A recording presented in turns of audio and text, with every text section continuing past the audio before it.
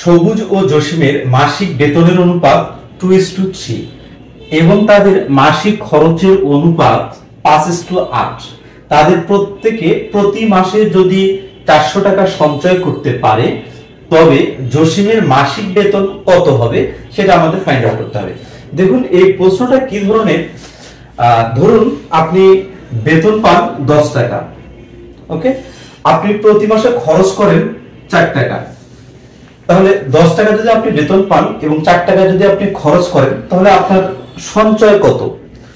সঞ্চয় হচ্ছে আপনার 6 টাকা, ওকে। এখন এই যে সহজ ক্যালকুলেশনটা এটা জাস্ট একটু উল্টাই দিব।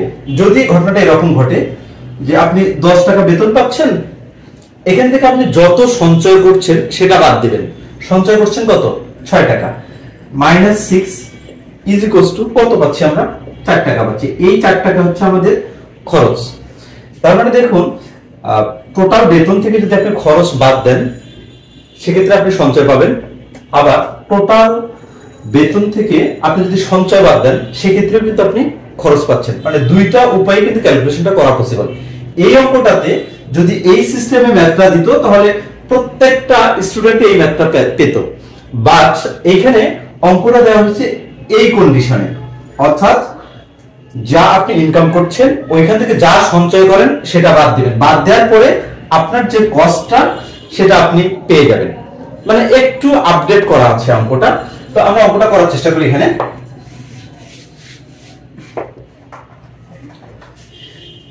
এখানে আমরা এখানে লিখতে পারি তাহলে কি, ধরে নিচ্ছি সবুজ ও জসিমের বেতনের অনুপাতটা। ধরি সবুজ ও জসিমের বেতনের অনুপাত কত? সবুজের হচ্ছে 2x আমি ধরে নিচ্ছি, আর জসিমের কত হবে? তাহলে জসিমেরটা আমি এখানে 3x ধরে নিচ্ছি, ওকে। এখন এই যে 2x এটা তার হচ্ছে বেতনের অনুপাত, এটা সে ইনকাম করছে সবুজ। এইখান থেকে বাদ দিব কোনটা? সঞ্চয় কত করে সেটা বাদ দিব।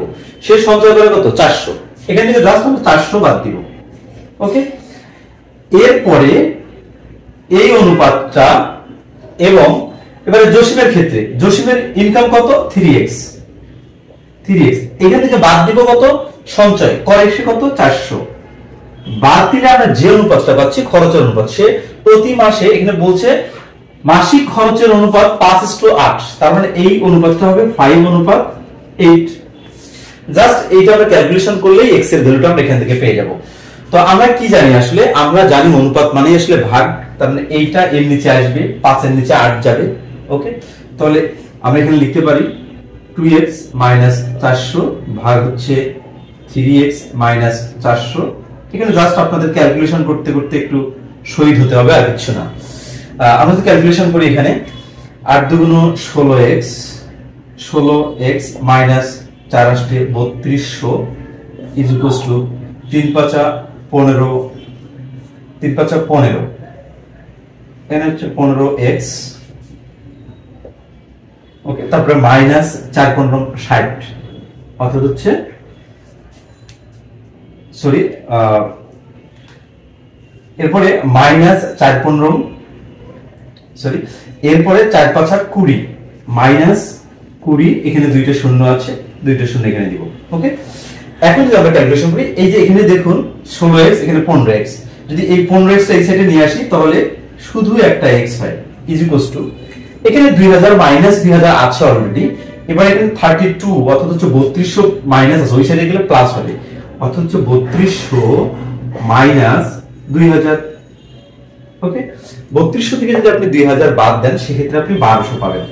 1200, কারণ এই যে x এর ভ্যালু হচ্ছে আমাদের 1200। এখন এখানে বলা হচ্ছে জসিমের মাসিক বেতন কত? জসিমের মাসিক বেতন আমরা আসলে কত ধরেছিলাম? জসিমের মাসিক বেতন ধরেছিলাম এই যে এখানে 3x। তার মানে হচ্ছে 3 × x এর ভ্যালু কত বের করছে? 1200। 1 × 10 = 2 = 12, 1200, ওকে। 3 × 12 = 3600। এইটা হচ্ছে আমাদের অ্যানসার। এখানকার অ্যানসার হচ্ছে এই যে মিস্টার ঘ 3600।